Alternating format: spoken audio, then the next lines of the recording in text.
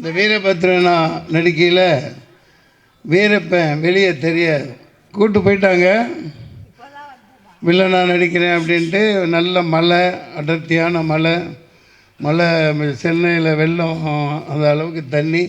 சாலக்குடி ட்ரெயினில் போகிறோம். ட்ரெயின்லேயும் இதுலேயும் மாறி மாறி அங்கே போனால் மேலே ஒரு 20 கிலோமீட்டருக்கு மேலே ராவுத்தர் பாதை போட்டு ப்ரொடக்ஷன், அது வழி போகாது, ஜீப் மட்டும்தான் போகும். காரை விட்டு இறக்கிட்டாங்க, ஜீப்பில் ஏறிட்டாங்க.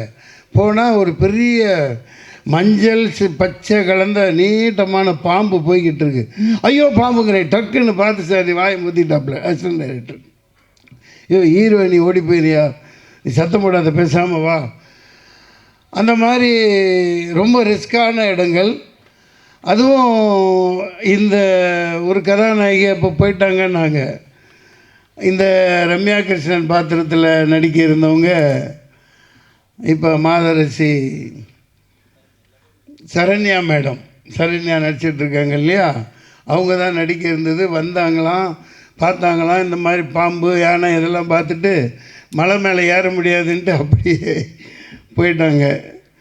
அந்த மாதிரி சில ஏகப்பட்ட அனுபவங்கள் அதில்.